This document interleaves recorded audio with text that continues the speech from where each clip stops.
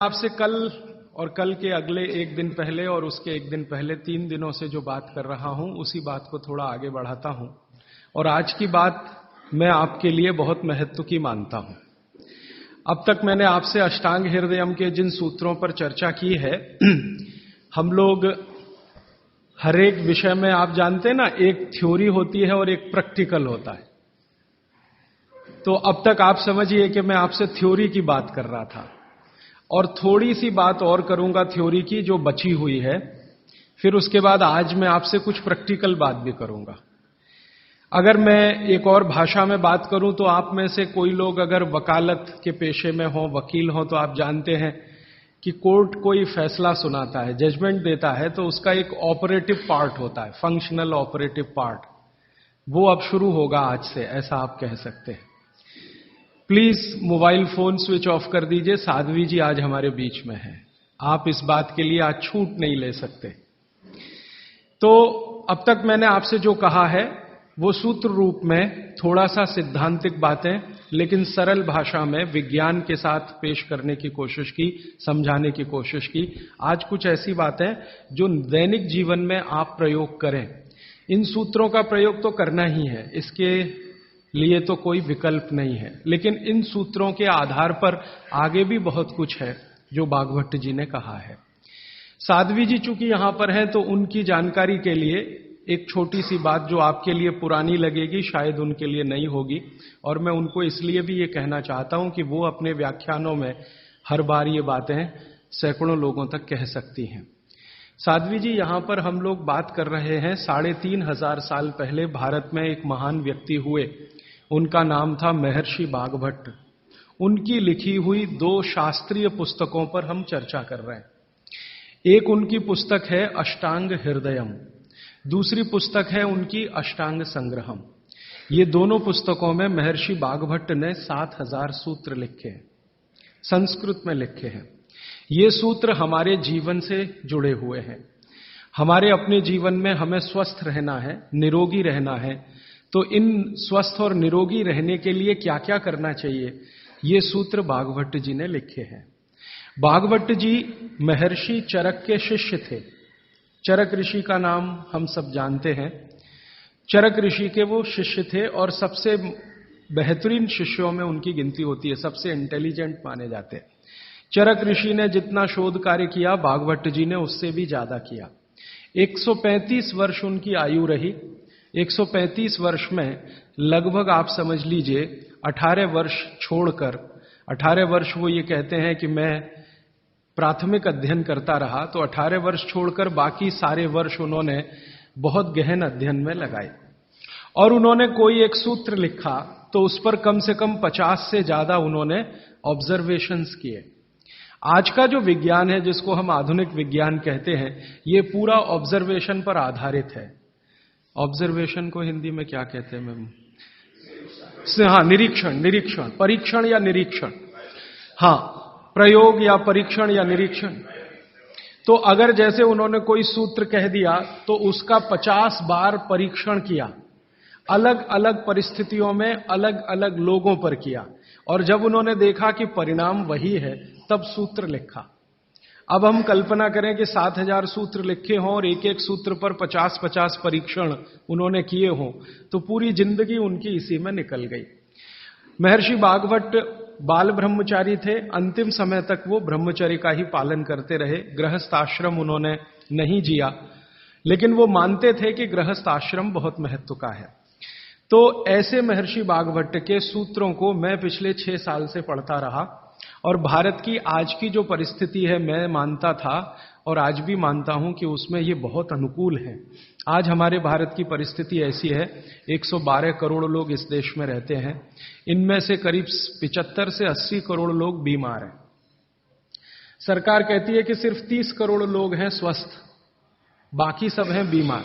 अलग अलग बीमारियां हैं, वात की बीमारियां हैं, पित्त की हैं, कफ की हैं, और इन बीमारियों का इलाज करने के लिए भारत में कुल मिलाकर 23 लाख डॉक्टर हैं रजिस्टर्ड, जो एमबीबीएस, बीएएमएस और बीएचएमएस तीनों पद्धति के हैं। 23 लाख रजिस्टर्ड डॉक्टर हैं। अगर अनरजिस्टर्ड डॉक्टर भी इसमें मिला दें तो सरकार कहती है लगभग अनरजिस्टर्ड डॉक्टर भी इतने ही हैं, 25 लाख के आसपास। तो कुल मिलाकर हम 50 लाख डॉक्टर मान लें, अनरजिस्टर्ड और रजिस्टर्ड, तो भी मरीजों की संख्या 70 से 80 करोड़ है। एक डॉक्टर एक दिन में अच्छे से अच्छे काम करे तो 30 से ज्यादा मरीज नहीं देख पाता। तो मैंने एक दिन हिसाब लगाया कि अगर 30 व्यक्ति एक डॉक्टर के सुपुर्द कर दिए जाएं तो 50 लाख डॉक्टर हैं, मुश्किल से 1.5 करोड़ लोगों का इलाज हो सकता है, और रोगी 75 से 80 करोड़ हैं। तो भागवत जी एक सूत्र लिखकर चले गए, वो ये कहते हैं कि हर व्यक्ति अपनी चिकित्सा स्वयं कर सकता है। और इस बात को उन्होंने कहा कि 85% चिकित्सा बहुत आसान है, जो कोई भी व्यक्ति स्वयं कर सकता है। 15% चिकित्सा थोड़ी मुश्किल है, जिसमें आपको विशेषज्ञ की मदद की जरूरत पड़ती है। तो मैंने सोचा क्यों ना ये 85% चिकित्सा जो आसान है वो लोगों तक पहुंचाई जाए। इस दृष्टि से ये व्याख्यान श्रृंखला आयोजित की है। यहां पर श्रीमती प्रभा देवी जयप्रकाश जी के नाम से चलने वाला एक ट्रस्ट है, उसके मुख्य व्यक्ति मेरे साथ हैं श्री शुभकांत दास, और उनके पुत्र हैं प्रदीप भाई, और उनके सब सहयोगी निरंजन भाई और मेघाणी जी, इन सब ने मिलकर ये आयोजन किया। और मेरे जीवन का ये पहला व्याख्यान है जो मैं इस विषय पर दे रहा हूं। इसके पहले इस विषय पर मैंने कहीं बात ही नहीं की, क्योंकि अभी तक तो मैं अध्ययन ही करता रहा।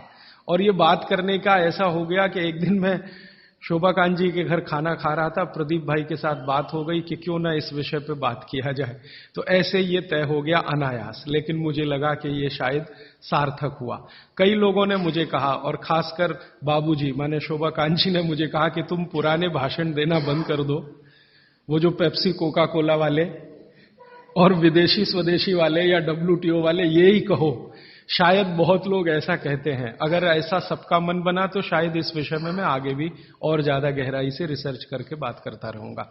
तो अब तक हमने 3 दिन की व्याख्यानमाला पूरी की है, आज चौथा दिन शुरू हो रहा है। तो कल तक के जितने सूत्र थे वो एक बार मैं आपको दोहरा दूं ताकि आपको याद हो जाए। कल का सबसे पहला महत्व का सूत्र मैंने बोला था कि आप खाना खाने के बाद पानी ना पिए, पानी हमेशा 1.5 घंटे के बाद पिए। कारण मैंने उसका बहुत विस्तार से बताया था, उसमें दोबारा जाने की जरूरत नहीं है। वो पहला सूत्र था कल का। दूसरा सूत्र था कि पानी जब भी पिए तो घूट घूट भर के पिए, एक एक सिप लेकर पानी पिए, जैसे आप गर्म दूध पीते हैं या गर्म चाय या गर्म कॉफी पीते हैं। और उसका कारण भी मैंने आपको समझा दिया था।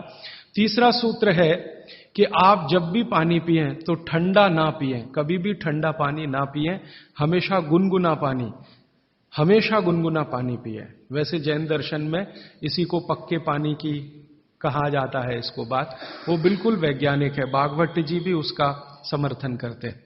हमेशा गुनगुना पानी पीने की कोशिश करें।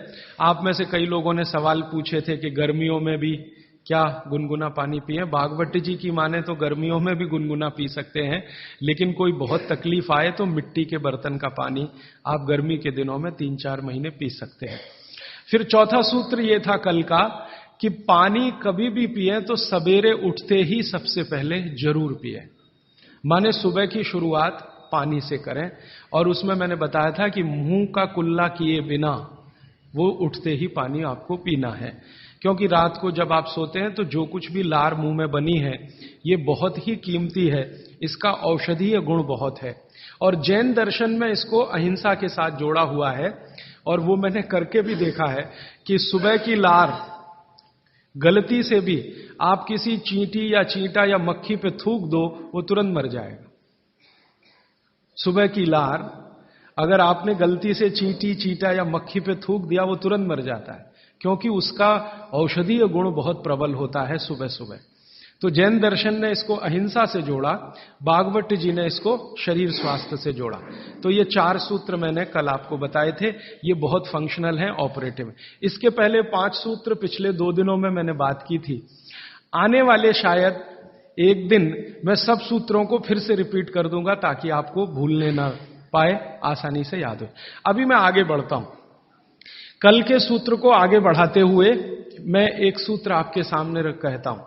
भागवत जी कहते हैं बहुत गहरी बात। वो ये कहते हैं, ये साध्वी जी हैं इसलिए मुझे आज कहना बहुत उपयोगी भी लग रहा है इस सूत्र का। मैं सोचा था कि कल कहूंगा, लेकिन आज कह रहा हूं। भागवत जी कहते हैं कि जब आप भोजन करें कभी भी, तो भोजन का समय थोड़ा निश्चित करें। भोजन का समय निश्चित करें। ऐसा नहीं कि कभी भी कुछ भी खा लिया। हमारा ये जो शरीर है, ये कभी भी कुछ भी खा लेने के लिए नहीं है। इस शरीर में जठर है, मैंने आपसे कहा, उसमें अग्नि प्रदीप्त होती है। तो भागवत जी कहते हैं कि जब जठर में अग्नि सबसे ज्यादा तीव्र हो, उसी समय भोजन करें, तो आपका खाया हुआ एक एक अन्न का हिस्सा पाचन में जाएगा और रस में बदलेगा, और रस में से मांस, मज्जा, रक्त, वीर्य, मल, मूत्र, मेद और आपकी अस्थियां, इनका विकास होगा। तो कभी भी कुछ ना खाएं। ये पद्धति भारत की नहीं है, ये यूरोप की है। यूरोप में डॉक्टर्स हैं, वो हमेशा कहते हैं कि थोड़ा थोड़ा खाते रहो, कभी भी खाते रहो। हमारे यहां ये नहीं है, थोड़ा थोड़ा खाते रहो, कभी भी खाते रहो। आपको दोनों का अंतर समझाना चाहता हूं। भागवत जी कहते हैं कि खाना खाने का समय निर्धारित करें, और समय निर्धारित होगा उससे जब आपके पेट में अग्नि की प्रबलता हो, जठर अग्नि की प्रबलता हो।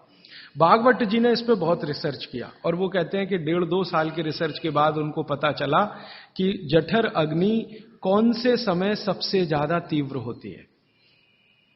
जठर अग्नि कौन से समय सबसे ज्यादा तीव्र होती है? तो वो कहते हैं कि जब सूर्य का उदय होता है, सूर्य का जब उदय होता है, तो सूर्य के उदय होने से लगभग 2.5 घंटे तक जठर अग्नि सबसे ज्यादा तीव्र होती है। सूर्य के उदय होने से, सूर्य का उदय होना आप चेन्नई के हिसाब से सोच लीजिए, मान लीजिए 7 बजे, तो 7 बजे से लेकर 9:30 बजे तक जठर अग्नि सबसे ज्यादा तीव्र होगी। हो सकता है यही सूत्र अरुणाचल प्रदेश में मैं बात करूं तो वो 4 बजे से 6:30 का समय आ जाएगा, क्योंकि अरुणाचल प्रदेश में सूर्य 4 बजे निकल आता है। अगर मैं सिक्किम में बात करूंगा तो और 15 मिनट पहले हो जाएगा, और यही बात अगर मैं गुजरात में जाकर करूंगा तो आपसे समय थोड़ा भिन्न हो जाए। तो सूर्य के साथ इसको ध्यान रखें। तो सूर्य का उदय जैसे ही हुआ, उससे अगले 2.5 घंटे तक जठर अग्नि सबसे ज्यादा तीव्र होती है। तो भागवत जी कहते हैं कि इस समय सबसे ज्यादा भोजन करें, इस समय सबसे ज्यादा भोजन करें। वो तो एक जगह यहां तक कह देते हैं कि आप अगर संभव हो तो 9:30 बजे के अंदर ही लंच करें। 9:30 बजे के अंदर ही लंच करें, माने ब्रेकफास्ट गायब, नाश्ता छोड़ें, सीधे ही भोजन करें। यहां तक वो कहते हैं। वो ये कहते हैं कि सुबह 9:30 बजे तक अगर आपने भरपेट भोजन किया है, तो इसमें से जो कुछ भी बनेगा वो एक एक बूंद, एक एक अन्न का टुकड़ा, एक एक दाने का टुकड़ा आपके शरीर के लिए उपयोगी होगा। क्यों?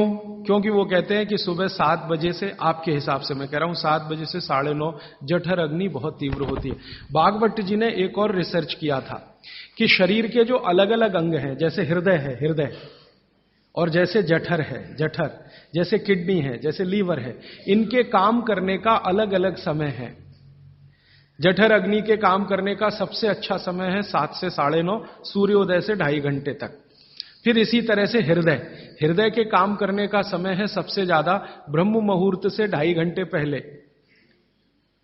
ब्रह्म मुहूर्त आप समझते हैं 4, 4:30, तो 2, 2:15 बजे, 1:30 बजे से लेकर 4 बजे के बीच में हार्ट सबसे ज्यादा सक्रिय होता है, और सबसे ज्यादा हार्ट अटैक उसी समय में आते हैं। किसी भी डॉक्टर से पूछ के देख लीजिए, क्योंकि हृदय जब सबसे ज्यादा सक्रिय होगा तो हृदय घात भी उसी समय होगा। इसलिए 99% हार्ट अटैक अर्ली मॉर्निंग्स में ही होते हैं, क्योंकि हृदय के काम करने का उस समय सक्रियता सबसे ज्यादा है। इसी तरह हमारा लीवर है, इसी तरह किडनी है। इसकी पूरी एक सूची मैंने बनाई है, बाहर पुस्तकों में है, इसलिए विस्तार में मैं नहीं जाता। संकेत के लिए आपसे कह रहा हूं कि हर शरीर के अंग का काम करने का एक निश्चित समय है, प्रकृति ने तय किया है, उसको भगवान ने तय किया है। तो आपका जठर अग्नि है, ये सबसे अच्छा 7 से 9:30। तो आप भरपेट खाना खाइए, ठीक है?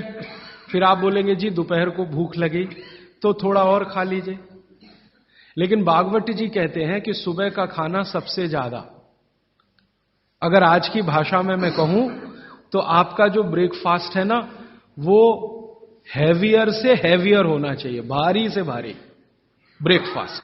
जितना खाते हैं ज्यादा भी खा लीजिए, कोई फर्क नहीं पड़ता। सुबह के नाश्ते में भरपेट खाइए।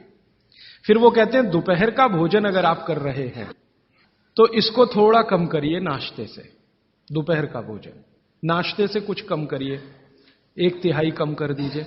और रात का भोजन दोपहर के भोजन का 1/3 कर दीजिए। अब सीधे से मैं कहता हूं, अगर आप सवेरे 6 रोटी खाते हैं तो दोपहर को 4 ले लीजिए और शाम को 2 ले लीजिए। अगर आपको आलू का पराठा खाना है या गोभी का पराठा खाना है, आपकी जीभ स्वाद के लिए मचल रही है, तो भागवत जी कहते हैं कि सब कुछ सवेरे खाओ। आलू का पराठा भी खाओ, गोभी का पराठा भी खाओ, मूली का पराठा खाओ, जो आपको खाना है। हालांकि जैन है तो आलू का पराठा तो निषिद्ध है, मूली का भी निषिद्ध है आपके लिए। फिर अगर जो जैन नहीं है उनके लिए आपको जो ज्यादा अच्छा लगता है खाने में, मैं आपको एक वाक्य में कहता हूं, जो चीज सबसे ज्यादा पसंद है वो सुबह खाओ।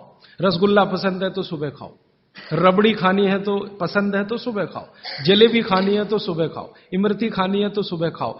जो भोजन आपको सबसे ज्यादा पसंद है वो सुबह खाओ, पेट भर के खाओ। वो ये कहते हैं कि इसमें छोड़ने की जरूरत नहीं है, पेट भर के खाओ तो पेट की संतुष्टि हुई, मन की भी संतुष्टि होती है। और भागवत जी कहते हैं कि भोजन में मन की संतुष्टि पेट की संतुष्टि से ज्यादा बड़ी है। मन हमारा जो है ना, ये खास तरह की वस्तुओं से या हार्मोन से या एंजाइम से संचालित है।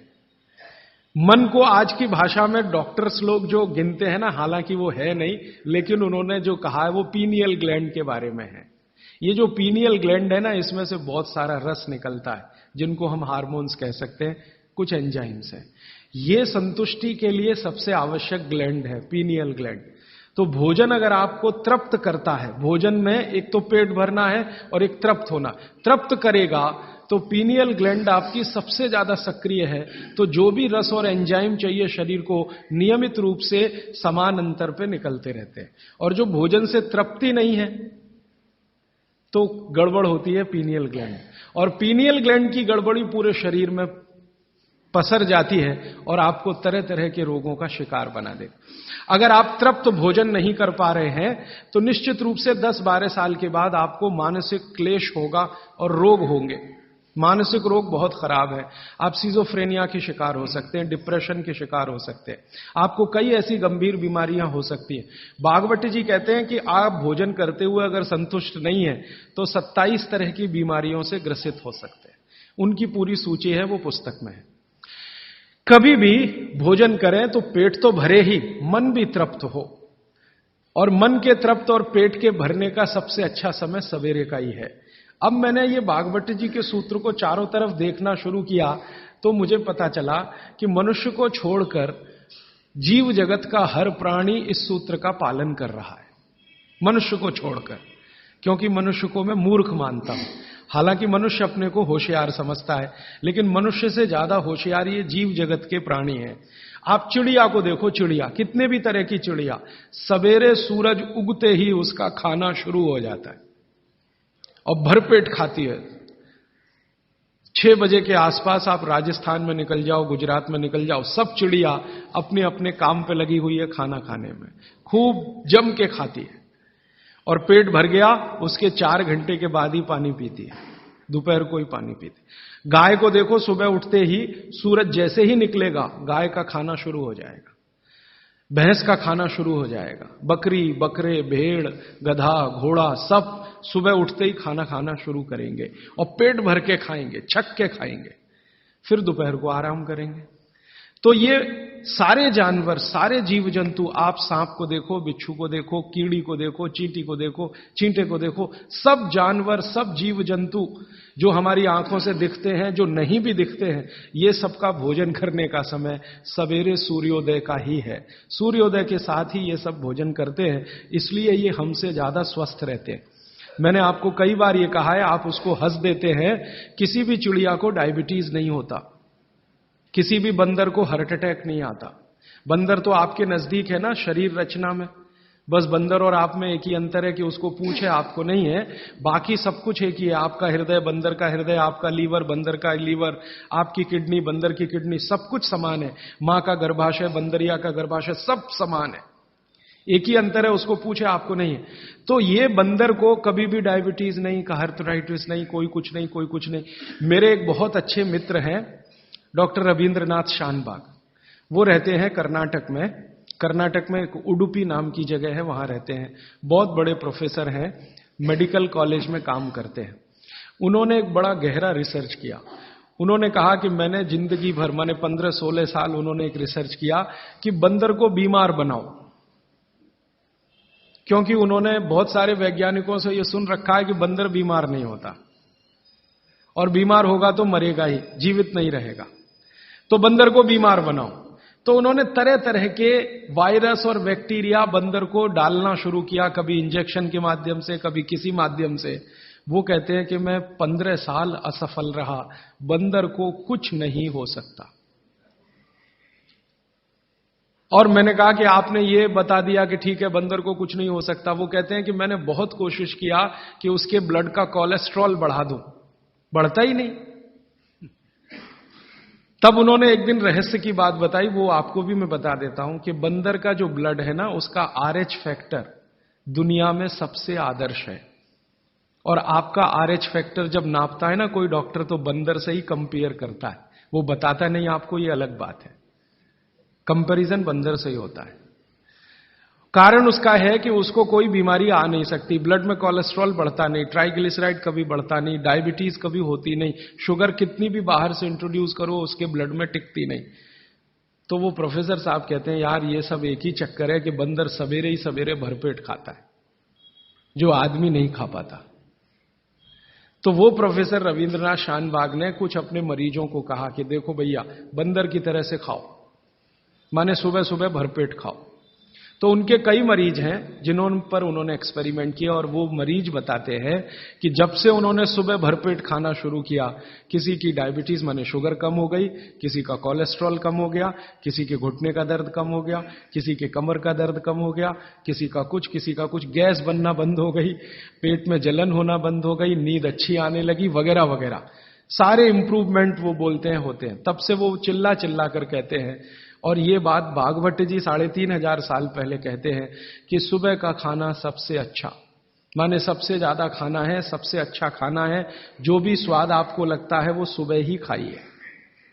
तो सुबह का खाना फिक्स करिए, समय तय करिए। तो समय मैंने आपको बता दिया, सूरज उगा और 2.5 घंटे तक, माने 9:30 बजे तक, ज्यादा से ज्यादा 10 बजे तक आपका भोजन हो जाना चाहिए। और ये भोजन तभी होगा जब आप नाश्ता बंद करेंगे। ये नाश्ता हिंदुस्तानी चीज नहीं है, ये अंग्रेजों की है। और आप जानते हैं ना हमारे यहां चक्कर क्या चल गया, नाश्ता थोड़ा कम करेंगे, लंच थोड़ा ज्यादा करेंगे, डिनर उससे भी ज्यादा करेंगे। सवा सत्यानाश, एकदम उल्टा। भागवत जी कहते हैं कि नाश्ता सबसे ज्यादा करो, लंच उससे कुछ कम करो, डिनर सबसे कम करो। हमारा बिल्कुल उल्टा चक्कर है, डिनर सबसे ज्यादा, लंच उससे कुछ, और नाश्ता सबसे कम। ये अंग्रेज और अमरीकियों के लिए नाश्ता कम है। कारण पता है, वो लोग नाश्ता हल्का ही करें तो उनके लिए अच्छा है, हमारे लिए नाश्ता ज्यादा ही करना बहुत अच्छा है। कारण उसका एक ही है कि अंग्रेजों के देश में सूर्य नहीं निकलता। साल में 8-8 महीने तक सूरज के दर्शन नहीं होते। और ये जो जठर अग्नि है ना, ये सूरज के साथ सीधे संबंधित है। जैसे जैसे सूर्य तीव्र होगा, अग्नि तीव्र होगी, जैसे जैसे सूर्य कम होगा, अग्नि भी कम होगी। तो यूरोप और अमेरिका में सूरज निकलता नहीं, साल में 8-8 महीने बर्फ पड़ती है, -40 डिग्री सेंटीग्रेड तापमान होता है। तो वहां जब सूरज है नहीं, तो जठर में अग्नि हो नहीं सकती, तो वो नाश्ता हैवी नहीं कर सकते, करेंगे तो उनको तकलीफ हो जाएगी।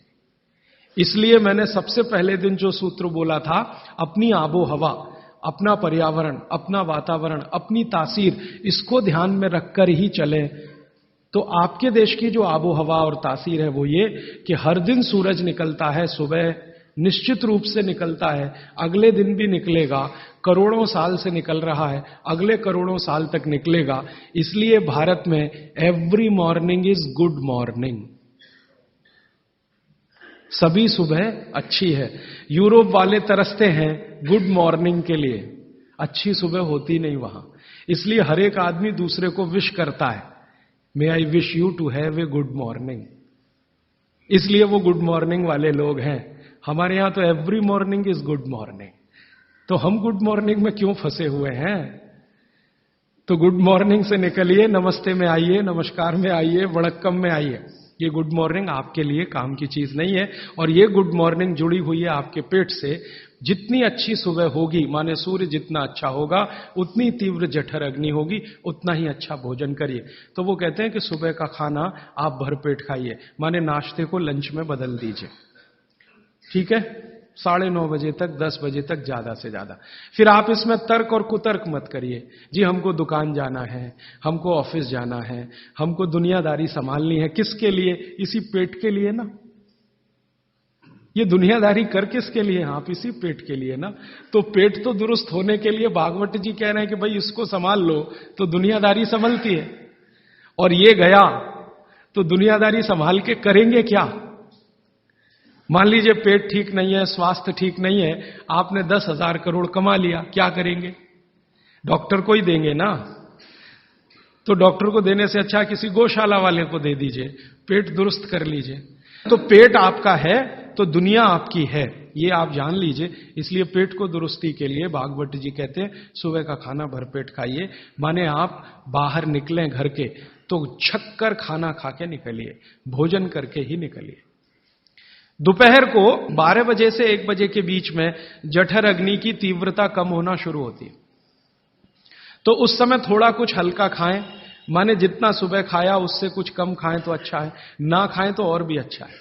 खाली फल खा लें, जूस पी लें, दही पी लें, मट्ठा पी लें, आदि आदि।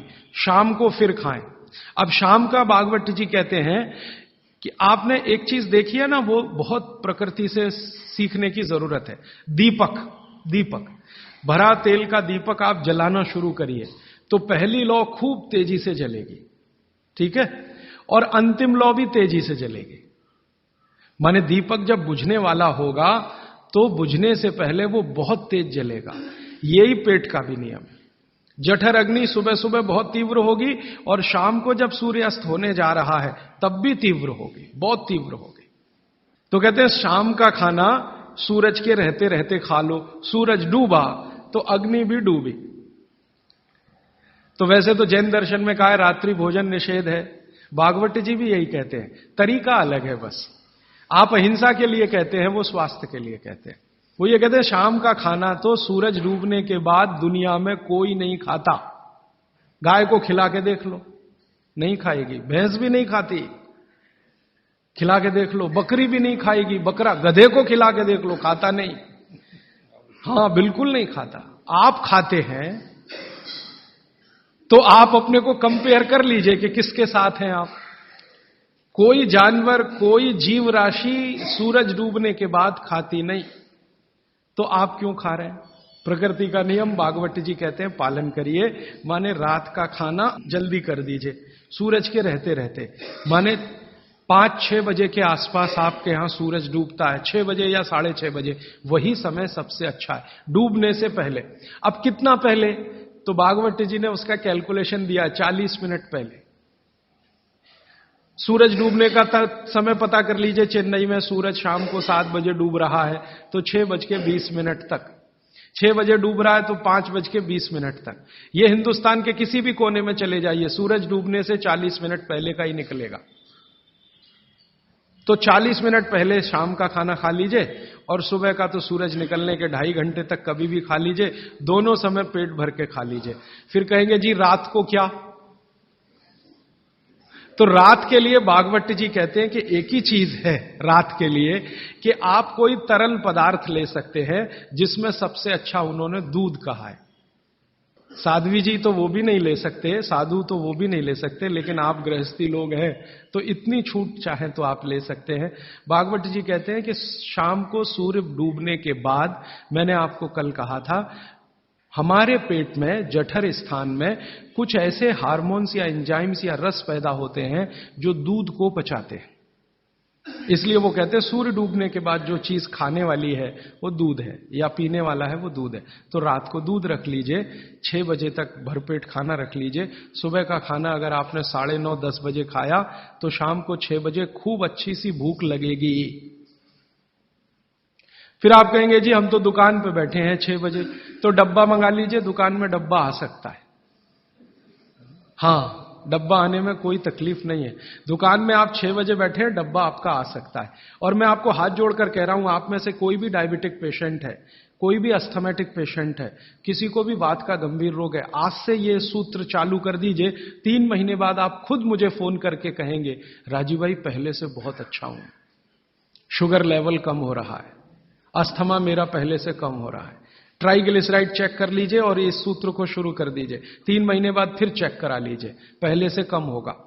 VLDL LDL आज चेक कर लीजिए, 3 महीने बाद फिर चेक करा लीजिए, बहुत तेजी से घटेगा। HDL आज चेक करा लीजिए, 3 महीने बाद चेक करा लीजिए, बहुत तेजी से बढ़ेगा। और HDL बढ़ना ही चाहिए, LDL VLDL कम होना चाहिए। तो ये सूत्र बागभट्ट जी का जितना संभव हो आप ईमानदारी से पालन करिए, वो आपको स्वस्थ रहने में बहुत मदद करेगा। अब इसके आगे का एक सूत्र बागभट्ट जी कहते हैं कि जब भी आप खाना खाएं तो हर समय ये बात का ध्यान रखें, हर समय, कि 2 ऐसी विरुद्ध वस्तुएं एक साथ ना खाएं जिनका गुण और स्वभाव एक दूसरे के विपरीत है। 2 विरुद्ध वस्तुएं एक साथ कभी भी ना खाएं, यह है सीधा सीधा सूत्र। अब आप कहेंगे हमें पता नहीं विरुद्ध वस्तुएं क्या हैं। मैं कुछ विरुद्ध वस्तुओं की सूची बता देता हूं। डिटेल सूची तो बागभट्ट जी ने बताई है। 103 वस्तुएं हैं जो एक दूसरे के एकदम खिलाफ हैं। 103 वस्तुएं। जैसे सबसे पहली वस्तु उन्होंने बोली है प्याज और दूध, दोनों एक दूसरे के जानी दुश्मन हैं। दूध और प्याज साथ में खाया तो 20 बीमारियां आने ही वाली हैं। सबसे ज्यादा बीमारियां आएंगी त्वचा की। आपको सोराइसिस होगा, आपको एक्जिमा होगा, आपको खाज होगी, आपको खुजली होगी अगर प्याज दूध साथ में खा रहे हैं तो कभी भी ना खाएं। इसी तरह से वो कहते हैं कि कटहल को क्या कहते हैं? कटहल समझते? जैक फ्रूट, दूध और जैक फ्रूट कभी ना खाएं, दोनों एक दूसरे के जानी दुश्मन। और दूध और ऐसा कोई भी फल साथ में ना खाएं जो सिट्रिक एसिड प्रधान है। सिट्रिक एसिड आप समझते हैं? संतरा, मौसम्मी, नारंगी, अंगूर, खट्टी चीज। एक खट्टी चीज तो आपकी बनाई हुई है, एक खट्टी चीज भगवान की बनाई हुई। तो भगवान की बनाई हुई खट्टी चीज है, दूध के साथ जानी दुश्मन है। बागभट्ट जी ने बहुत साल रिसर्च करके बताया एक ही खट्टा फल है जो दूध के साथ खाएं, वो है आंवला। आंवला, आंवला ही एक फल है, खट्टा है, सिट्रिक एसिड भरपूर मात्रा में है, विटामिन सी भरपूर मात्रा में है, कैल्शियम उसमें भरपूर है। यही एक फल है जो दूध के साथ जरूर खाएं। बाकी कोई फल जिसमें खट्टापन है वो दूध के साथ ना खाएं। आम भी, आम अगर खट्टा है तो दूध के साथ ना खाएं, मीठा है तभी खाएं। आम और दूध की दोस्ती बहुत जबरदस्त है, लेकिन खट्टे आम की दूध से दोस्ती नहीं है। मीठा आम, एकदम मीठा आम, पका हुआ आम, उसी को दूध के साथ खा सकते हैं। एक और उन्होंने गिना है, वैसे तो आप जैन हैं तो ये बात आपके लिए लागू ही नहीं होती, लेकिन जैन नहीं है इसलिए कह रहा हूं, तो कभी भी शहद और घी एक साथ ना खाएं। दुनिया का सबसे खराब जहर है ये, शहद और घी। शहद घी साथ में ना खाएं। शहद खाना है तो घी ना खाएं, घी खाना है तो शहद ना खाएं। इसी तरह से उड़द की दाल और दही गलती से भी साथ में ना खाएं।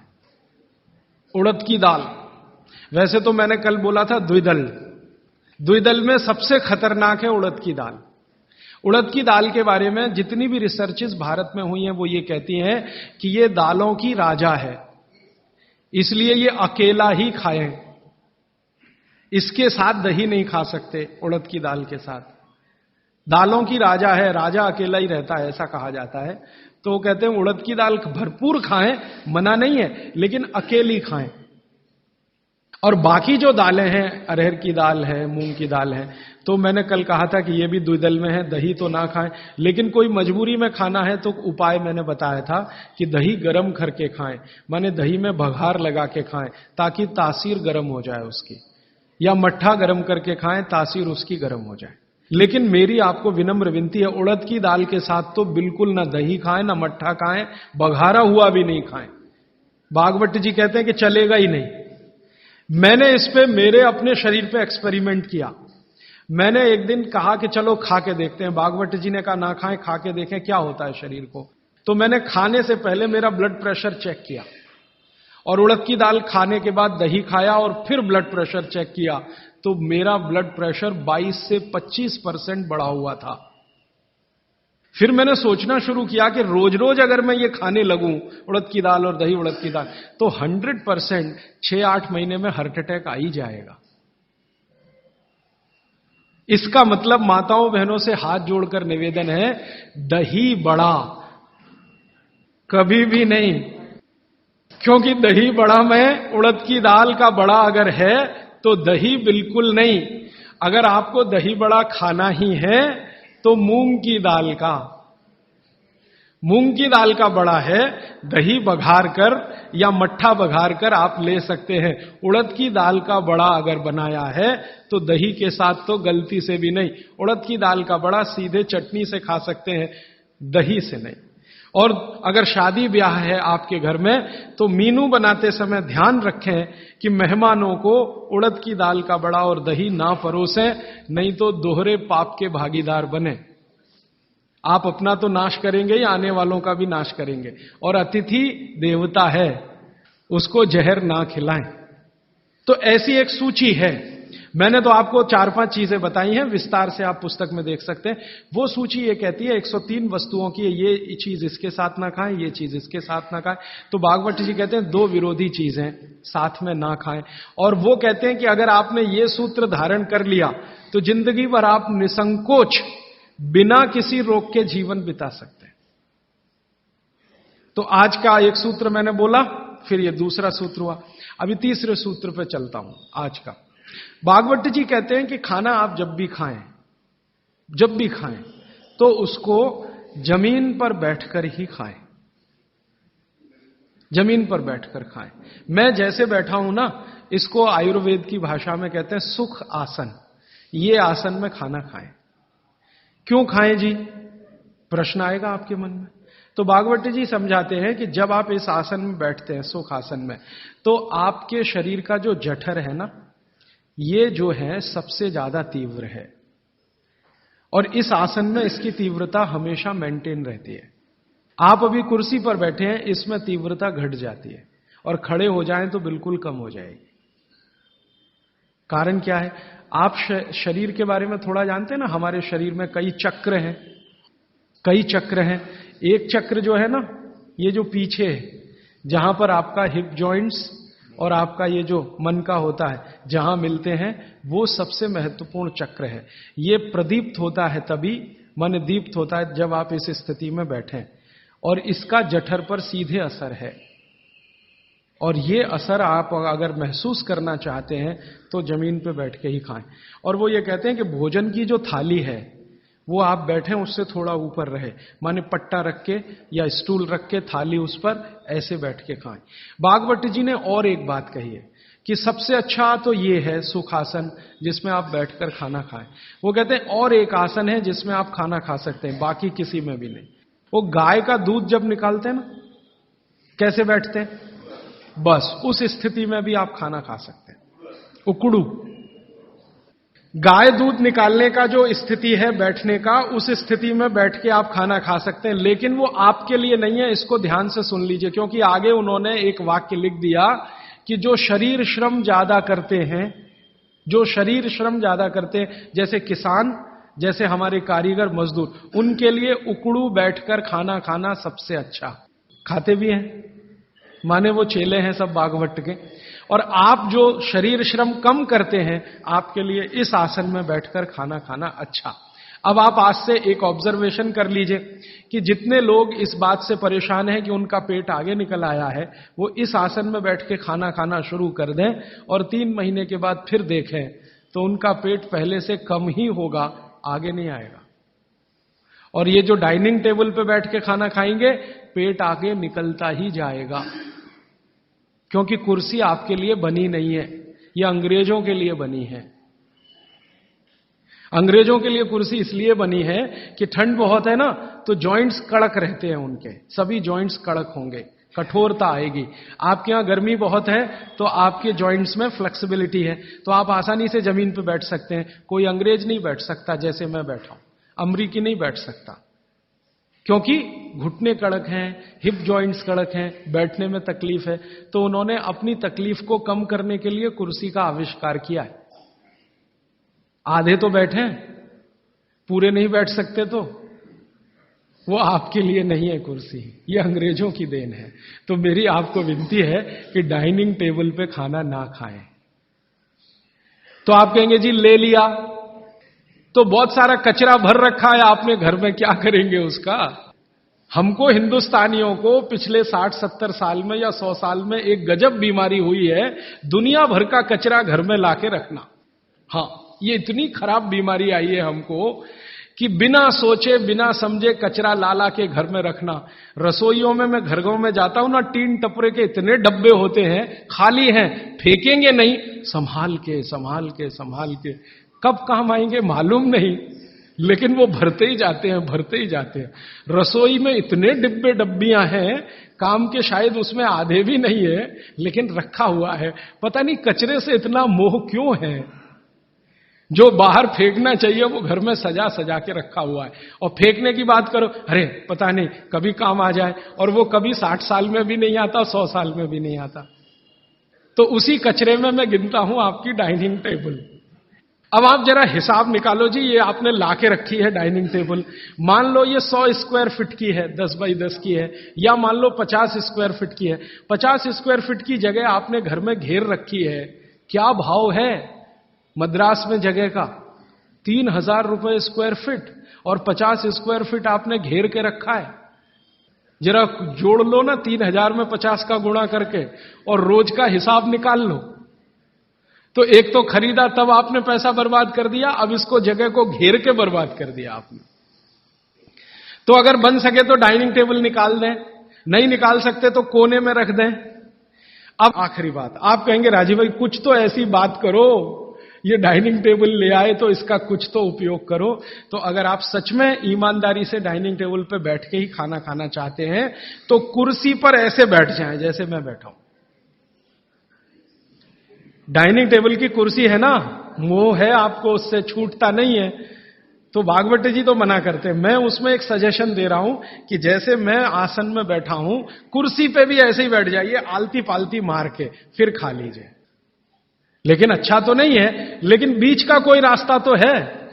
अब डाइनिंग टेबल निकले इसमें तो समय लगेगा, क्योंकि मन से नहीं निकलती। शरीर से निकलना तो आसान होता है, मन से नहीं निकलता। पता नहीं कितने कितने पैसे जमा करके ये हम लाए थे, अब ये निकले कैसे। तो आप उसका अगर सच में उपयोग करना चाहते हैं तो डाइनिंग टेबल पे कुर्सी पे ऐसे बैठ जाइए, आसन मार के आलती पालती मार के फिर खा लीजिए।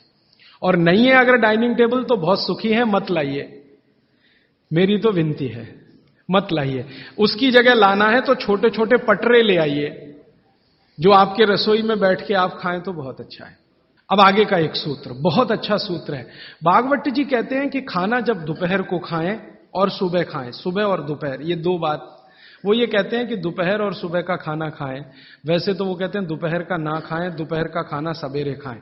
लेकिन अगर आप खा ही रहे हैं तो वो ये कहते हैं कि तुरंत विश्रांति लें, खाते ही विश्रांति लें, खाते ही आराम करें, काम कोई ना करें। सुबह का खाना अगर 10 बजे खाया या 12 बजे खाया या 11 बजे खाया तो खाते ही विश्रांति लें। कब तक? 20 मिनट, 20 मिनट, 20 मिनट विश्रांति लें। और उसको उन्होंने एक्सप्लेन किया है कि वो विश्रांति जो होनी चाहिए वो आपके शरीर को, जो बायां हाथ है इसको नीचे करके दाएं हाथ को ऊपर करके वाम कुक्षी अवस्था में लेटें। अब वाम कुक्षी को सरल भाषा में समझाता हूं। भगवान विष्णु को लेटे हुए देखा शेषनाग पर, बस उसी परिस्थिति में लेटे, उसी स्थिति में लेटे। विष्णु भगवान शेषनाग पर लेटे हुए हैं, वो वाम कुक्षी की अवस्था है।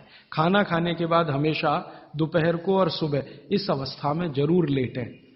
क्यों? Left side. आप जानते हैं हमारे शरीर में 2 नाड़ियां हैं, वैसे तो 3 है, 3 नाड़ियां, एक सूर्य नाड़ी है, एक चंद्र नाड़ी है, एक मध्य नाड़ी है। ये जो सूर्य नाड़ी है यही भोजन को पचाने में मदद करती है। सूर्य नाड़ी तभी चलती है जब आपकी चंद्र नाड़ी कम हो। भोजन पचाना है सुबह का और दोपहर का, सूर्य नाड़ी तीव्र होनी ही चाहिए। तो लेफ्ट साइड में लेटो तो तुरंत सूर्य नाड़ी शुरू हो जाती।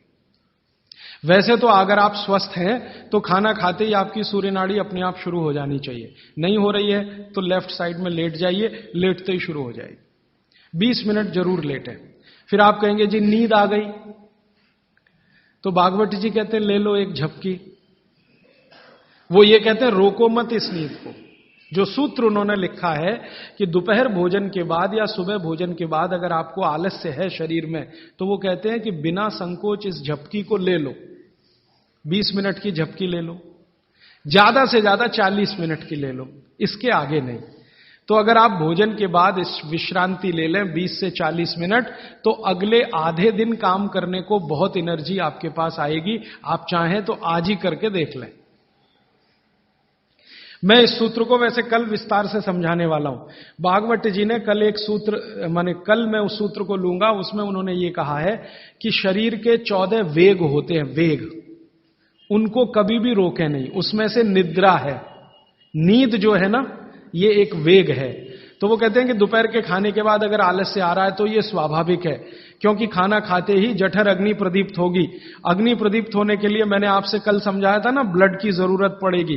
तो सारे शरीर का खून पेट में रहता है जब तक खाना पचता है। तो बाकी अंगों को खून की कमी है तो प्रेशर बढ़ेगा। सारा खून एक जगह आएगा तो दूसरे अंगों पे तकलीफ आएगी कि नहीं? तो ब्रेन को प्रेशर आता है, तो ब्रेन रिलैक्स होना चाहता है, इसलिए भोजन के बाद आपको सुस्ती आएगी ही। ये प्रकृति का नियम है। तो आप ले लेना उस नींद को, छोड़ते क्यों हैं? बहुत कीमती है, लोगों को मिलती नहीं। गोलियां खाते हैं फिर भी नहीं आती। करोड़ों रुपए लेने वालों को मैंने देखा है, आती ही नहीं है नींद। आपको आ रही है तो बात बहुत सुखी है। तो आप दोपहर की झपकी ले लें। मैं आपको और एक छोटी सी जानकारी बताऊं कि भागवत जी के इस सूत्र पर यूरोप और अमेरिका में बहुत रिसर्च हो रही है आजकल। ऑस्ट्रेलिया में, ब्राजील में और मैक्सिको में कई कंपनियां ऐसी हैं जिन्होंने लंच के बाद ब्रेक देना शुरू किया है अपने कर्मचारियों को। और ब्राजील और मैक्सिको और ऑस्ट्रेलिया, तीनों देश की सरकारें 2008 में कानून बनाने जा रही हैं, कानून बनने जा रहा है कि हर एक कर्मचारी को लंच के बाद झपकी लेने के लिए ब्रेक देना कंपलसरी है। तो सभी कंपनियों को ऑर्डर आया है सरकार का कि अपने ऑफिस की डिजाइन इस तरह से करो कि कोई भी कर्मचारी जहां बैठकर काम कर रहा है वहां झपकी भी ले सके। जिन कंपनियों में ये चल रहा है सिलसिला, मैंने उनसे ईमेल से कांटेक्ट किया कि भैया ये तुमको कहां से याद आ गया, ये तो भागवत जी 3,500 साल पहले कह के गए। तो उन्होंने कहा ये आपके यहां 3,500 साल पहले था, हमारे यहां अब पहुंचा है, हमको अब पता चला है, हमने इस पर रिसर्च शुरू किया है।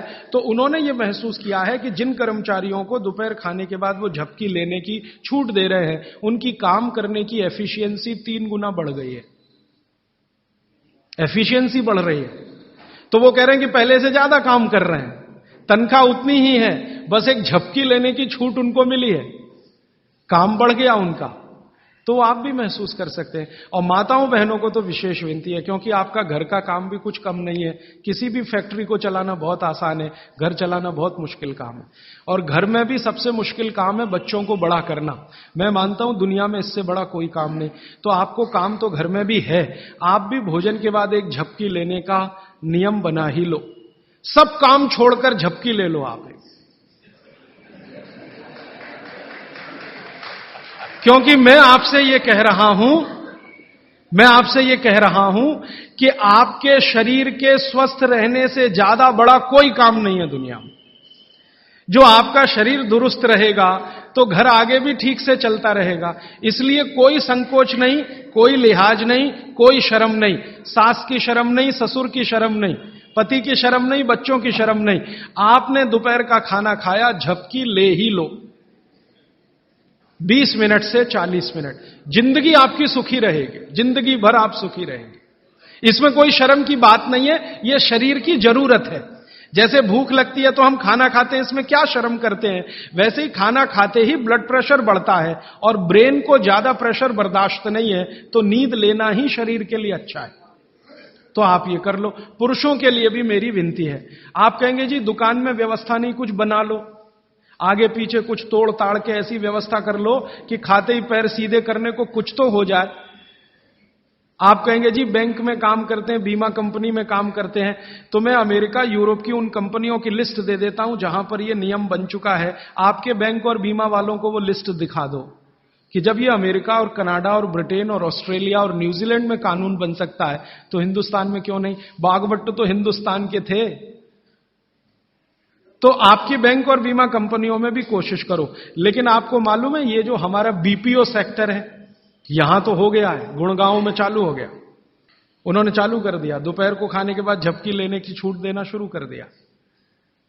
तो अगर वहां हो रहा है बीपीओ सेक्टर में, आईटी सेक्टर में, तो सब जगह हो जाएगा, धीरे धीरे ये आ जाएगा। अब मैं आपको एक उल्टी बात कहता हूं, गुजरात में जाता हूं मैं, राजस्थान में जाता हूं, जयपुर जैसे शहर में, राजकोट जैसे शहर में, तो दोपहर को सारा बाजार बंद रहता है। राजकोट में हजारों करोड़ का बिजनेस होता है रोज का, दोपहर को कोई दुकान पे नहीं मिलेगा, करोड़पति से करोड़पति। कहां है जी, खाना खा के झपकी ले रहे हैं। बहुत सुखी लोग हैं, बहुत सुखी, बहुत सुखी लोग हैं। काठियावाड़ में मैंने देखा है, क्या पोरबंदर, क्या राजकोट, क्या जामनगर, क्या जूनागढ़, क्या अमरेली, दोपहर को बाजार खुलेगा ही नहीं। और मैंने तो ऐसे ऐसे लोगों को देखा है कि ग्राहक आके खड़ा है करोड़ों रुपए लेके, सेठ जी कहेंगे जी शाम को आना 4 बजे के बाद। अरे सेठ जी मेरे पास बैग भरा है रुपयों का, शाम को ले आना, मुझे अभी इतनी फुर्सत नहीं है, मैं नींद ले रहा हूं। बहुत सुखी लोग हैं, समय का सही सदुपयोग कर रहे हैं। अब कुछ लोग गालियां देते हैं, क्या निकम्मे लोग हैं, दोपहर को सोते हैं। सोना ही चाहिए। पूना में आप चले जाइए, पेशवाई के जमाने से पूना के लोग दोपहर को खाने के बाद जरूर नींद लेते हैं। पेशवा ने इसके लिए बहुत प्रचार किया था, बागवट के इस सूत्र का। तो वहां भी है, पूना में भी है। जो पुराने शहर है ना हिंदुस्तान में, हर जगह ये देखने को मिलेगा, दोपहर के खाने के बाद सब झपकी लेंगे ही। तो कर्नाटक में भी है, तमिलनाडु का मुझे मालूम नहीं क्योंकि ज्यादा मैं घूमा नहीं। लेकिन आप ये ध्यान रखो कि ये जो नियम आप पालन करो तो ये प्रकृति के अनुकूल है, शरीर के अनुकूल है, इसलिए इसमें शर्म नहीं, झिझक नहीं। अच्छा, अब इसका उल्टा सूत्र है आगे का।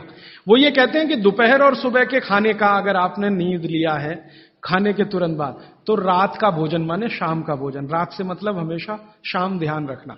तो शाम के भोजन के बाद कभी भी विश्रांति नहीं लेना, उल्टा है बिल्कुल। सुबह का भोजन किया तब तो विश्रांति जरूरी है, शाम का भोजन किया तो 2 घंटे तक विश्रांति नहीं लेना। 2 घंटे माने 6 बजे खाना खा लिया तो 8 बजे ही जाना सोने के लिए, उसके पहले नहीं। 5 बजे खाया तो 7 बजे, 2 घंटे तो विश्रांति लेना ही नहीं। क्यों? सुबह का जो है क्रम शाम को उल्टा है। सुबह सूर्य का प्रकाश है, पवन का स्पर्श बहुत तीव्र है, शाम को सूर्य का प्रकाश बिल्कुल नहीं है। तो शरीर की बायोकेमिस्ट्री पूरी बदल जाती है सुबह और शाम। सुबह कुछ तरह के हार्मोन्स हैं, शाम को दूसरे तरह के हार्मोन्स। तो शाम के लिए वो ऑब्जर्वेशन करके कहते हैं कि कभी भी खाने के बाद तुरंत सोना नहीं, अगर सोएंगे तो हार्ट अटैक, डायबिटीज, सब बीमारी आने की संभावना। तो शाम को खाने के 2 घंटे बाद तक ना सोएं, सुबह खाते ही जरूर विश्रांति लें। अब आके एक तीसरा सूत्र उन्होंने लिखा है, दोनों को शायद मिलाया उन्होंने, वो कभी भी एक्सट्रीम पे नहीं गए भागवत जी, बीच में ही रहे, मिडिल मार्ग है, मध्य मार्ग है।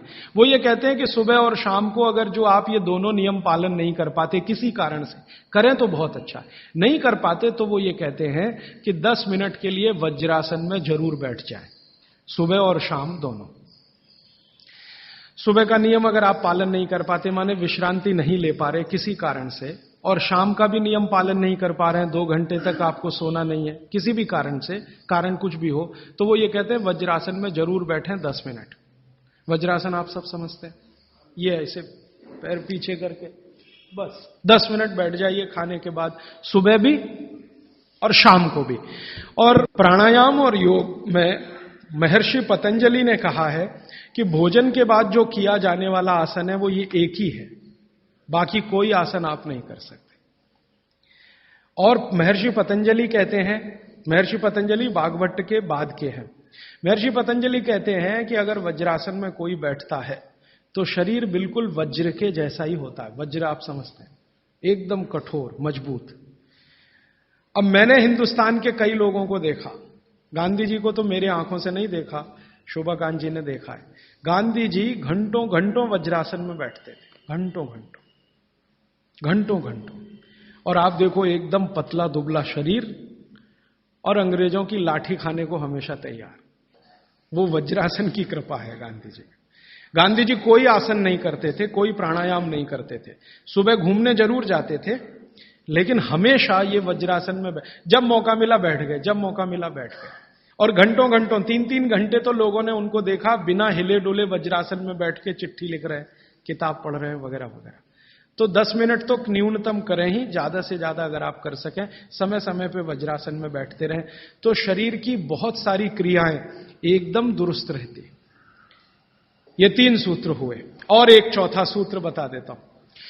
हमारे भागवत ऋषि कहते हैं कि आप जब खाना खा रहे हैं तो खाना खाते समय आपका चित्त और मन दोनों शांत रहने चाहिए। चित्त और मन, 2 अवस्थाएं चित्त की है, मन की है। मॉडर्न साइंस में ना चित्त है ना मन है, वो ब्रेन की बात करते हैं, माइंड की बात करते हैं। माइंड अलग है, मन अलग है, ब्रेन अलग है, चित्त अलग। तो वो कहते हैं चित्त और मन दोनों शांत रहें। तो चित्त और मन को शांत रखने का क्या उपाय है? तो शायद इसी के लिए हमारे देश में ये है कि भजन करें खाने के पहले, या ईश्वर की प्रार्थना करें खाने के पहले। अगर ईश्वर की प्रार्थना आप कर रहे हैं, कोई सूत्र बोल रहे हैं, तो निश्चित रूप से आपके मन और चित्त में शांति आएगी।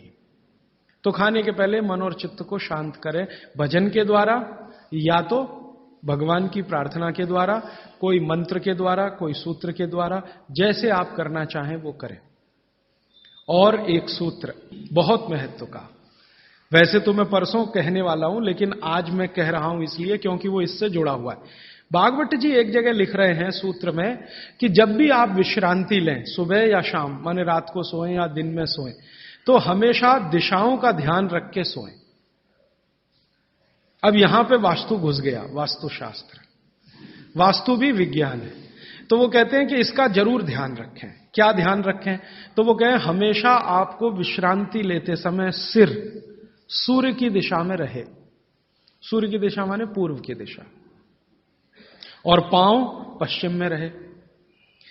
और वो कहते हैं कि अगर कोई बहुत मजबूरी आ जाए, कोई भी मजबूरी के कारण आप पूर्व में सिर नहीं कर सके, तो दक्षिण में जरूर कर लें, साउथ में। तो या तो ईस्ट और या साउथ। जब भी आराम करें, लेटें, तो सिर हमेशा पूर्व में ही रहे, पांव हमेशा पश्चिम में रहे। और कोई मजबूरी हो तो दूसरी दिशा है दक्षिण, दक्षिण में सिर रखें, उत्तर में पांव। आगे के सूत्र में भागवत जी कहते हैं कि उत्तर में सिर करके कभी भी ना सोएं, उत्तर, नॉर्थ। फिर आगे के सूत्र में लिखते हैं कि उत्तर की दिशा मृत्यु की दिशा है, सोने के लिए। उत्तर की दिशा दूसरे कई कामों में बहुत अच्छी है, पढ़ना है, लिखना है, अभ्यास करना है, तो उत्तर में मुंह रख के करें। लेकिन सोने के लिए उत्तर बिल्कुल निषिद्ध है। अब भागवत जी ने लिख दिया, मैंने देखना शुरू किया, जब से ये पढ़ा तो मैं गांव में भी बहुत जाता हूं, तो कई बार गांव में मैंने ऐसी स्थिति देखी है, किसी का मृत्यु हुई तो मुझे अंतिम संस्कार में जाना पड़ा। तो मैं देखता हूं कि वहां पंडित जी खड़े हो गए अंतिम संस्कार के सूत्र बोलना। तो पहला ही सूत्र वो बोलते हैं संस्कृत में, हर गांव में पंडित जी, मृत का शरीर उत्तर में करो, माने सिर उत्तर में करो। पहला ही मंत्र है, पहला ही मंत्र बोलेंगे, मृत व्यक्ति का सिर उत्तर में करो। और हमारे देश में आर्य समाज के एक संस्थापक रहे स्वामी दयानंद सरस्वती, उन्होंने भारत में जो संस्कार होते हैं ना, जन्म का संस्कार है, गर्भाधान संस्कार है, मृत्यु भी एक संस्कार है, तो उन्होंने एक पुस्तक लिखी है संस्कार विधि। उसमें पहला ही सूत्र है मृत्यु के लिए। तो उसमें वो कह रहे हैं कि सबसे पहले मृत व्यक्ति का सिर उत्तर में करो, उसके बाद विधि शुरू करो। अब ये तो हुआ भागवत जी का, दयानंद जी का वगैरह। अब मैं विज्ञान जोड़ रहा हूं इसमें, ये मेरा अपना एक्सप्लेनेशन है। क्यों?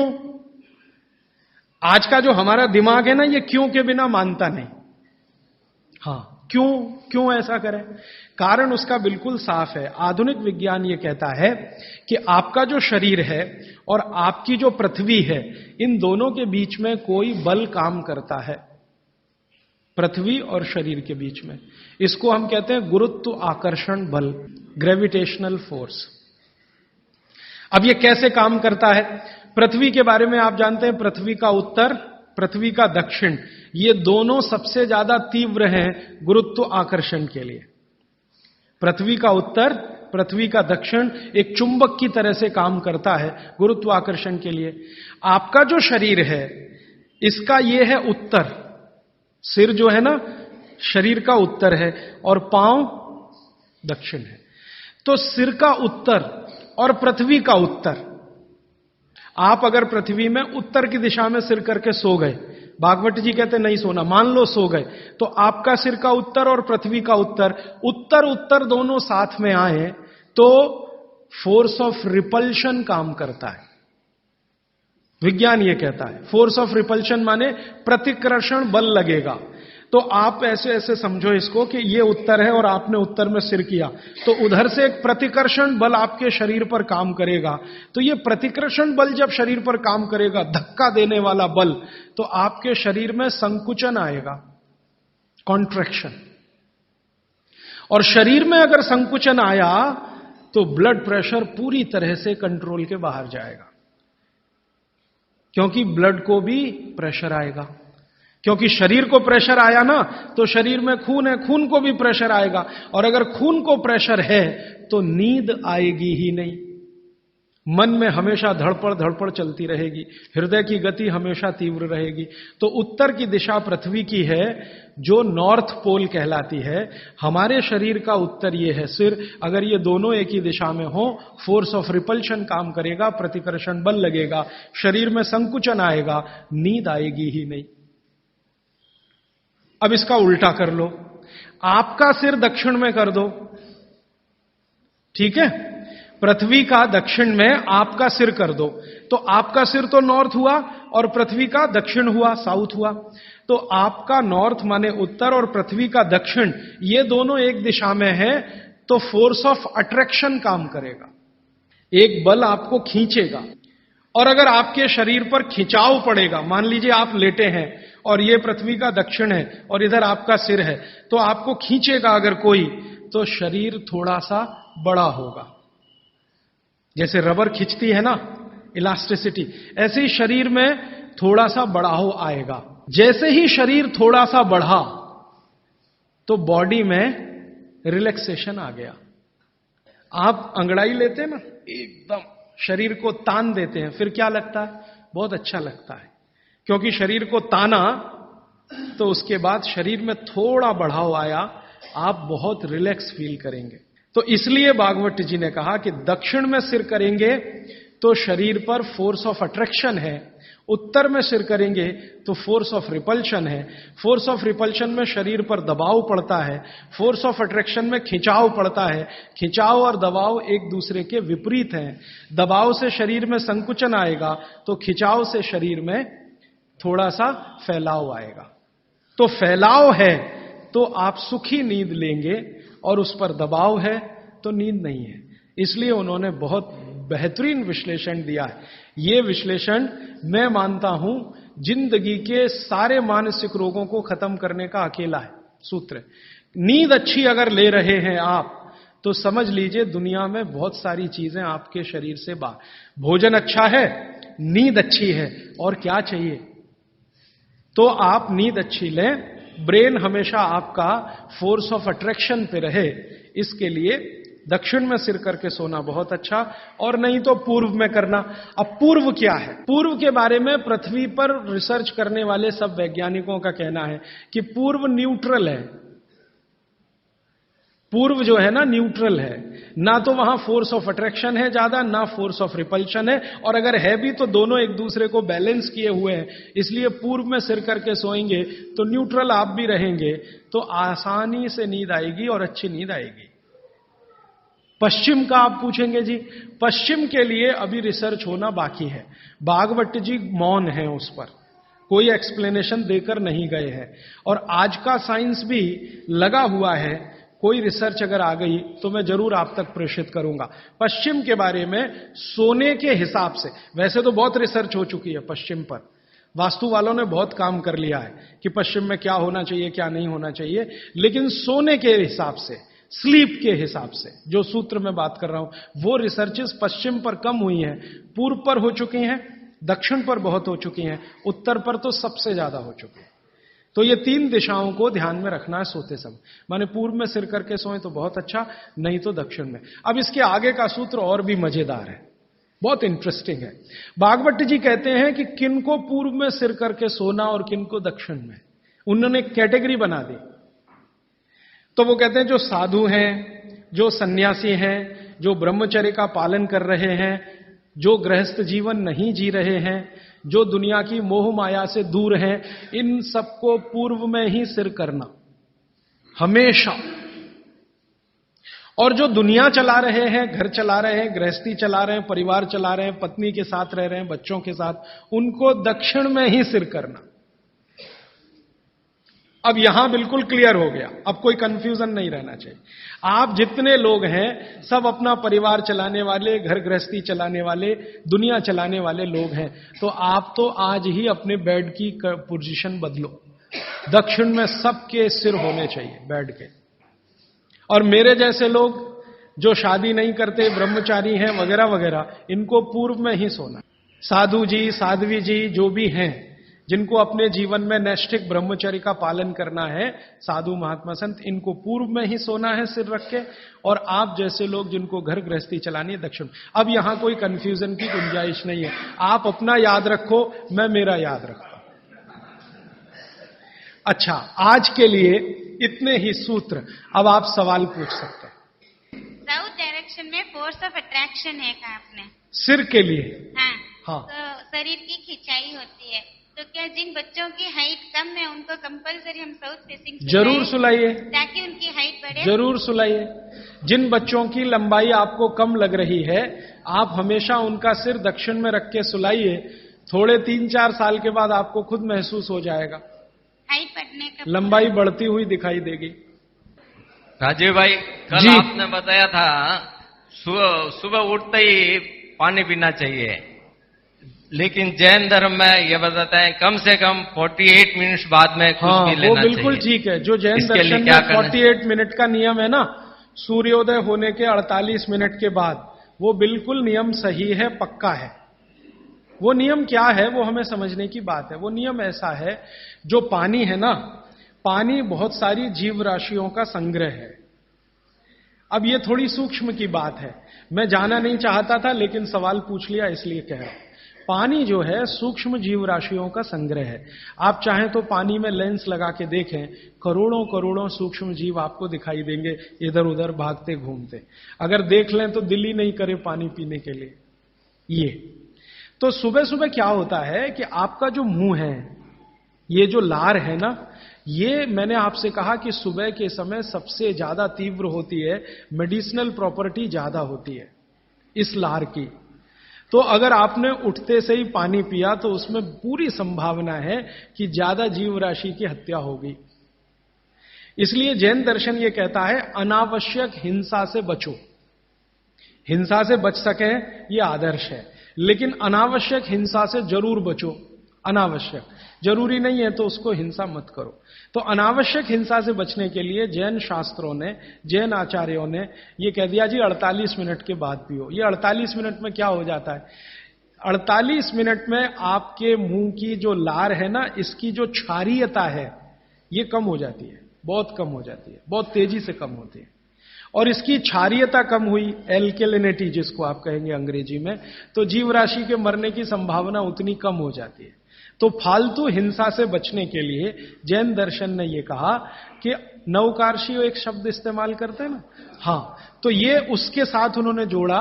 वो 48 मिनट का कैलकुलेशन बागभट्ट जी का भी है। वो ये कहते हैं कि सुबह उठते ही 48 मिनट तक अगर आप इंतजार करते हैं तो मुंह की जो लार है इसकी क्षारीयता कम होना शुरू होती है। तो उठते ही पानी पीने में अगर आप जैन दर्शन पालन करते हैं तो 48 मिनट ध्यान रखो, और अगर आप जैन दर्शन पालन नहीं कर रहे हैं तो आपके लिए शायद हिंसा का उतना महत्व नहीं है, लेकिन करें तो आपके लिए भी अच्छा है। तो आप बोलेंगे जी 48 मिनट तक क्या करें, बैठे रहे? तो भगवान का नाम ले लो, आप ईश्वर का जाप कर लो, मंत्र का जाप कर लो, कुछ कर लो, और फिर पानी पियो, फिर उसके बाद आपकी दिनचर्या शुरू करो। ये बीच का रास्ता मैंने बताया जी।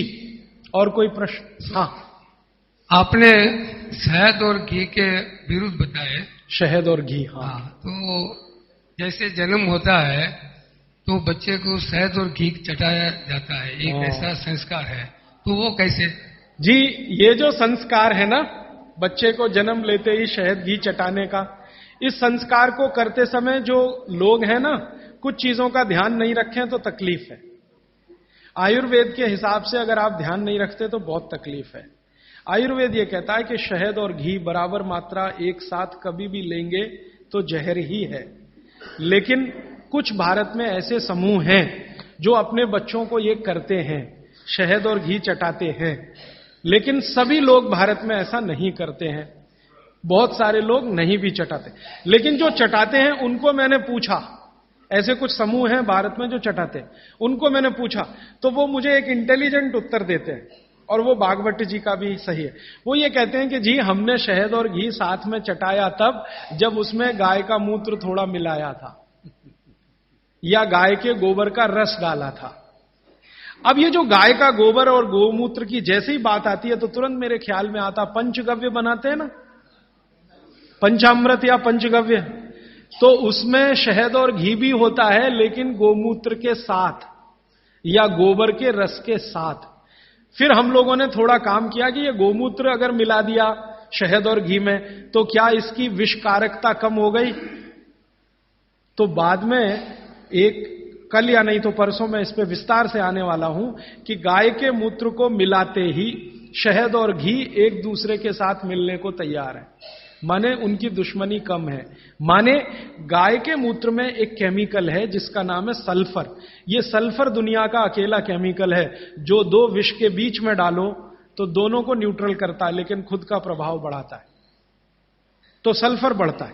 तो कुछ लोगों को मैंने पूछा जो ये कर रहे हैं, तो वो कहते हैं हम बच्चे को शहद और घी चटाते हैं, लेकिन थोड़ा गोमूत्र देकर, माने थोड़ा गोमूत्र 1 बूंद या आधा बूंद मिलाकर, तो शायद उनके लिए वो अनुकूल पड़ता हो। लेकिन आप ये ना करें, ये मेरी विनती है। आप इसको, बच्चे को अगर चटाना है तो खाली घी चटा दें, अगर चटाना है तो खाली शहद चटा दें, शहद और घी मिलाकर ना चटाएं। एक ही कंडीशन है कि जब बच्चे को कोई ऐसा गंभीर रोग ना हो, अगर मान लो कोई बहुत गंभीर रोग है जिसमें विष ही देना है, मान लीजिए कई रोग ऐसे हैं जिसमें विष दवा का काम करता है, ऐसे कई रोग हैं जिसमें विष दवा का काम करता है, उस कंडीशन में जरूर बच्चे को दिया जा सकता है। जैसे एक बहुत खराब रोग होता है, कई बच्चों को होता है, जन्म लेते ही उनके शरीर का जो त्वचा है ना, उनका रंग बदलना शुरू होता है। कई बच्चों को मैंने देखा एकदम तांबई कलर के हो जाते हैं, ये जो कॉपर होता है ना, कॉपर, ताम्र, उसी रंग के बच्चे की स्किन होना शुरू हो जाती है। उस बच्चे को जरूर शहद और घी ही चटाना पड़ेगा, नहीं तो ठीक नहीं होगा, उसके लिए वो काम आएगा।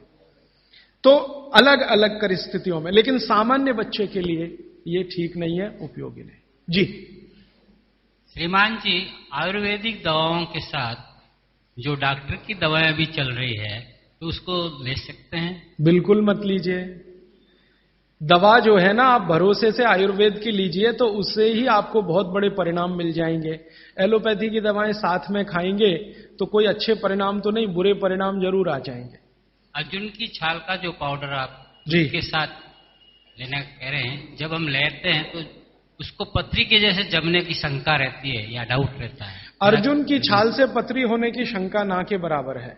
पथरी होने की शंका एक ही चीज में है कि अगर आप चूना ज्यादा खाएं तो। अर्जुन की छाल से आज तक मैंने नहीं सुना किसी को पथरी हुई है, क्योंकि अर्जुन की छाल में जो कैल्शियम है वो बहुत ही कम है, और जो है वो बहुत आसानी से घुलनशील है, वो आसानी से डाइजेस्ट होता है। पथरी होने की संभावना तभी है जब आप ज्यादा चूना खाएं। जी पेशाब करने के पश्चात पानी पीना ठीक है या पहले पानी पीना? कल तक इंतजार कर लीजिए इस नियम के लिए, ये कल आने ही वाला है। आप पूछिए जी। क्या जी? काढ़ा? काढ़ा शाम को भी पी सकते हैं, लेकिन सुबह सबसे अच्छा।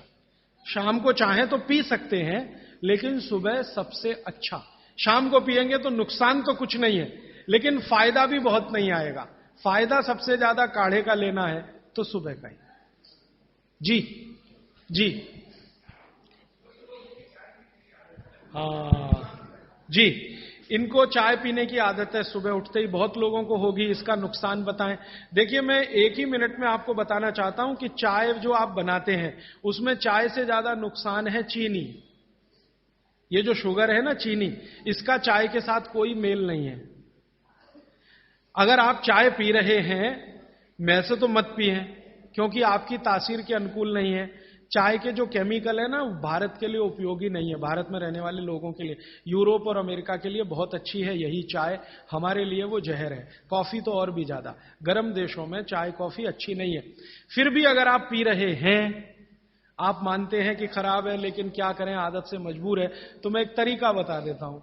वो तरीका ये है कि चीनी की जगह गुड़ की चाय पी लीजिए। क्यों पी लीजिए वो समझिए। गुड़ जो है ना क्षारीय है, और चीनी है ना अम्लीय है। चीनी जब डिसइंटीग्रेट होती है तो उसके जो अंतिम परिणाम है वो एक एसिड के रूप में ही है, और गुड़ जब डिसइंटीग्रेट होता है तो उसका अंतिम परिणाम है वो क्षार के रूप में है। आपके पेट में अम्ल वैसे ही बहुत है, और सुबह सुबह तो ज्यादा ही होता है, और उस समय अम्ल वाली चाय और पिएं जो चीनी मिलाई हुई है, तो ये एसिडिटी ही बढ़ाएगी आपकी। तो बेहतर है कि आप चाय पिएं तो गुड़ वाली पिएं। अब गुड़ वाली चाय जब पिएंगे तो दूध नहीं डाल सकते उसमें, क्योंकि दूध फट जाएगा गुड़ से, क्योंकि दूध और गुड़ की दोस्ती नहीं है। तो फिर बिना दूध की चाय पिएं। तो आप काली चाय पिएं, गुड़ डाल के पिएं। और मेरी छोटी सी एक बात अगर मान लें कि अगर काली चाय गुड़ डालकर आप पी रहे हैं तो थोड़ा सा नींबू का रस डालें तो न्यूट्रलाइज होगी ये। नींबू का रस एसिडिक है, गुड़ जो है ना क्षारीय है, तो गुड़ मिलाई हुई चाय को अगर न्यूट्रल करना है तो थोड़ा नींबू डालकर नींबू की चाय पिए। ठीक है, ऐसा कर। लेकिन इसको पीने से पहले पानी जरूर पिए, वो नियम ना भूलें जी। हाँ, इसलिए मैंने बोला कि गुड़ में जो है ना क्षार है और नींबू जो है एसिडिक है, तो क्षार अम्ल मिले तो न्यूट्रल होगा, तो न्यूट्रल चाय हो जाएगी जब आप पिएंगे। मैं नहीं चाहता कि क्षारीय तत्व भी ज्यादा जाए आपके पेट में, क्योंकि क्षार भी नुकसान करता है। तो गुड़ डाल दिया तो क्षारपन आया चाय में, तो थोड़ा 2-3 बूंद नींबू के रस की डालिए तो फिर न्यूट्रल हो जाएगा, वो आप पिए। तो जीवन भर आप बिना किसी दुख और तकलीफ के पी सकेंगे उसको। और अगर आपको बन पाए तो हरे पत्ते की चाय ही पिए। ये जो चाय आती है ना बाजार में, टी डस्ट, ये आप में से किसी के लिए भी अच्छी नहीं है। आपको अगर पत्ते वाली, हरे पत्ते वाली चाय मिल रही है तो वो कम से कम इतना जरूर फायदा है कि वो एंटीऑक्सीडेंटल प्रॉपर्टी वाली है, क्योंकि हरे पत्ते को सीधे निकालकर सुखाकर आप बना रहे हैं। तो वो इससे बेहतर है जो चूरे वाली चाय आप पी रहे हैं, थोड़ी बेहतर है जी। कई देशों में हमने देखा है कि भोजन लेते समय वज्रासन में बैठ के भोजन लेते हैं। तो ईस्टर्न कंट्रीज में करते हैं, इंडोनेशिया में, मलेशिया में, थोड़ा सा मंगोलिया में जाएं तो वहां भी करते हैं। वज्रासन में बैठकर वो लोग भोजन कर सकते हैं, आपके लिए उतना अनुकूल नहीं है, क्योंकि आपको भोजन के बाद वज्रासन करना अनुकूल है। भोजन करते समय आपके लिए सुखासन या उकड़ू बैठकर आसन वही अनुकूल है। अब ये क्यों है, एक दिन रुक जाइए, परसों मैं एक्सप्लेन करने ही वाला हूं। और मैंने ये भी नोटिस किया है कि यहाँ के लोग भोजन लेने के बाद शहद लेना वाजिब समझते हैं, इसलिए क्योंकि डाइजेशन में हेल्प करता है। लीजिए ना, मैंने मना नहीं किया, लेकिन जैन दर्शन का पालन अगर आप कर रहे हैं तो मत लीजिए। और अगर आप जैन दर्शन में पालन नहीं कर रहे हैं अपने जीवन को, तो आप शहद लेने के लिए स्वतंत्र हैं। जैन दर्शन में है तो मैं स्ट्रिक्टली बोलूंगा ना करें, क्योंकि उसमें हिंसा और अहिंसा की बात आएगी। शहद जो है ना जीव राशियों का समूह है, और बड़ी मक्खी के शहद में ज्यादा जीव राशियां। पानी कितना लेना चाहिए ये सबके लिए अलग अलग है, तो इसका सूत्र बता देता हूं। हर व्यक्ति को कितना पानी पीना चाहिए, आप अपना वजन करिए। वजन अगर 60 किलो वजन है तो 10 से भाग दीजिए इसमें, तो 6 आएगा, और 2 घटा दीजिए, तो आप 24 घंटे में 4 लीटर पानी पी सकते हैं। अगर 70 किलो वजन है तो 10 से भाग दीजिए, 7 आएगा, 2 घटा दीजिए, तो 5 लीटर पूरे 24 घंटे में पानी पी सकते हैं। किसी का वजन 40 किलो है, 10 से भाग दीजिए, 4 आएगा, 2 घटा दीजिए, 2 लीटर पानी पूरे दिन में पी सकते। हर व्यक्ति अपने वजन के हिसाब से पानी तय कर ले, जितना वजन 10 का भाग और 2 घटाना।